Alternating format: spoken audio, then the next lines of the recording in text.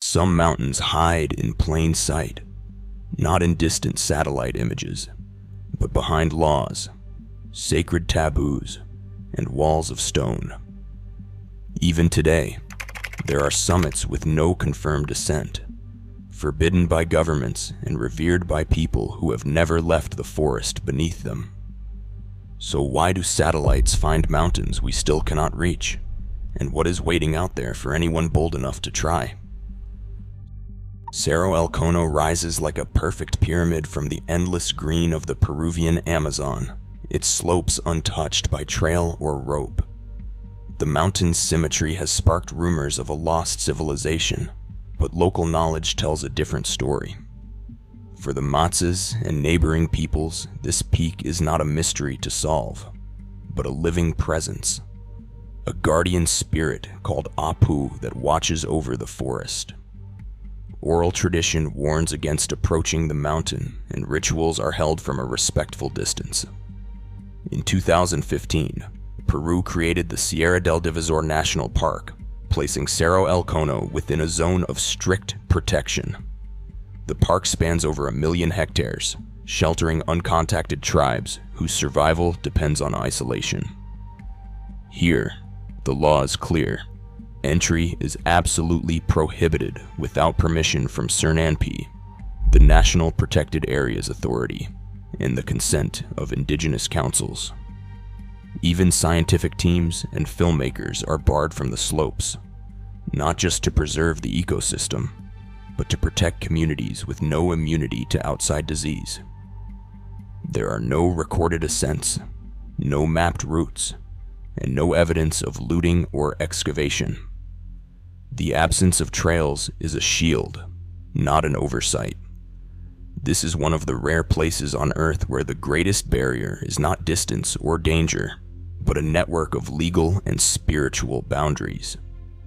Curiosity meets its match in the rights and beliefs of people who have chosen to keep their mountain and themselves out of reach.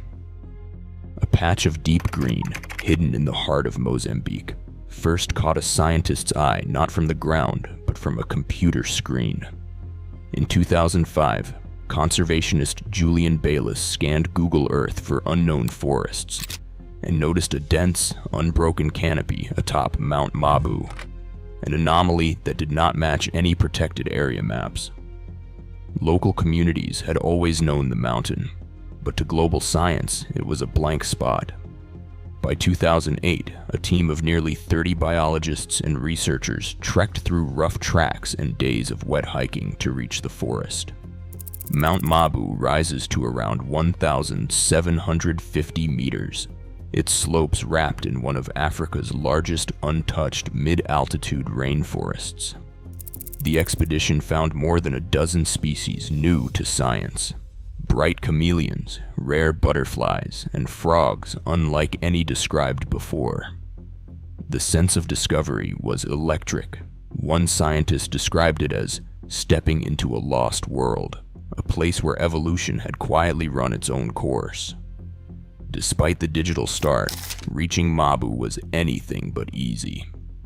The forest's remoteness meant no roads, no tourist infrastructure, and no guarantee of a safe return. Even now, access depends on the season, the willingness of local guides, and the stamina to cross rivers and slippery slopes. Technology opened the door, but the jungle still decides who gets in. Mount Liko rises abruptly from the Mozambican plains, its summit forest sealed off by sheer cliffs that reach up to 700 meters above the surrounding farmland. For years, the top remained a mystery, visible on satellite images as a dark green crown but out of reach for anyone without serious climbing skill. In May 2018, conservation scientist Julian Bayliss led a team of 28 researchers and elite British climbers to attempt what no one in living memory had done. The ascent was anything but routine. Climbers Jules Lines and Mike Robertson tackled a 125-meter vertical face, placing their own protection as they went. Once they reached the rim, they fixed static ropes, allowing the rest of the team to ascend with harnesses and mechanical ascenders. Each trip up the rope took over an hour. By the 7th day, rope abrasion left them with only a single line, forcing strict limits and constant vigilance. When the scientists finally hauled their gear into the summit forest, they found a world that had evolved in isolation: old growth trees, dense leaf litter, and species that may exist nowhere else. But the greatest surprise came at a spring near the center of the plateau, where they found several clay pots placed upside down beside the water source. No one from nearby communities claimed knowledge of these artifacts, and there are no stories of anyone ever climbing to the top. Bayliss suspects the pots were left as ritual offerings, perhaps to ensure rain for crops below. The discovery hinted at a forgotten human visit, a single trace on a mountain otherwise defended by stone and height. On Mount Lico, the greatest barriers are not only the cliffs, but the secrets they keep. Heat, distance, and cold each build their own barriers, and for some mountains, those barriers have never truly come down. In the far north of Chad, EMI Kusi rises out of the Sahara, a shield volcano standing 3,415 meters above the sand. Getting there is not just a matter of endurance.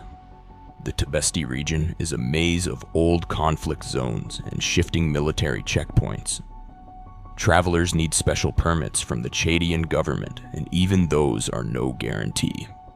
Armed groups, stray landmines, and the absence of any real infrastructure turn a desert crossing into a gamble. Scientific expeditions are rare, relying on satellite images to study the caldera from afar. For those who try the overland route, the journey means days in a 4x4 vehicle rationing water and no backup if things go wrong. This isolation takes a different form in the South Atlantic. Queen Mary's crowns Tristan da Cunha, the world's remotest inhabited island, 2,400 kilometers from Africa. There is no airport, no regular flights. Only a handful of ships make the 6 to 7 day voyage from Cape Town each year. The island's entire population once evacuated in 1961 when the volcano erupted, living as exiles in England for nearly 2 years before sailing home. Today, even visitors who secure a berth on a supply ship face a narrow window. Weather can close the tiny harbor for days, and any climb depends on local guides and the unpredictable moods of the Atlantic. For the islanders, the volcano is more than a landmark. It is a force that shapes every story, every homecoming, every cautious welcome to outsiders. Where the Sahara burns and the Atlantic isolates, Siberia freezes. Gora Pobeda stands deep in the Chersky Range in the heart of Yakutia, Russia. The nearest road is hundreds of kilometers away, and winter temperatures drop below -50 degrees Celsius. Expeditions rely on frozen rivers as seasonal highways, but thaw or early freeze can cut off access for weeks. There is no rescue service. Climbers must be entirely self-sufficient. In these conditions, a broken snowmobile or a sudden storm can mean disaster. The cold is not just a climate. It is an adversary, shaping every decision, every step, and every memory of those who have tried to reach this frozen giant. Mount Paektu rises on the border between China and North Korea, its broad caldera lake filling the sky with cloud and legend. In Korean mythology, Paektu is the birthplace of the nation, a sacred summit where gods descended to earth. For North Korea, the mountain is more than a volcano. It is the cradle of the ruling Kim family, woven into tales of revolutionary struggle and miraculous births. Official guides recount that Kim Jong-il was born here in 1942, beneath a new star and double rainbows, even as Soviet records quietly list his birthplace as Vyatskoye, deep in Russia's far east. On the Chinese side, tourists and scientists can reach the rim by road, gazing down into Heaven Lake. But the North Korean slopes are fenced off by more than border posts. Access is tightly choreographed, limited to state-sanctioned tours and rare scientific visits. Even international volcanologists, allowed in after a series of earthquakes in the early 2000s, found their instruments watched and their data filtered. Here, the barrier is not ice or altitude, but narrative, a landscape where myth and power decide who can measure and what can be known. Thousands of kilometers away, in the Arctic silence of Alaska's Brooks Range, Mount Isto stands as the highest peak in the American far north. For decades, maps disagreed about which summit claimed the title. In 2014, a team from the U.S. Geological Survey set out to settle the question, not with boots and ropes, but with airborne radar. Flying low over the tundra, their sensors mapped the landscape with pinpoint accuracy, confirming Mount Isto's height at 2,735 meters and shifting the record books without setting foot on the summit. In this frozen wilderness, where no roads penetrate and rescue is measured in days, the mountain's true stature was revealed by data alone. Here, technology has become the modern explorer, crossing distances that remain untouched by human presence.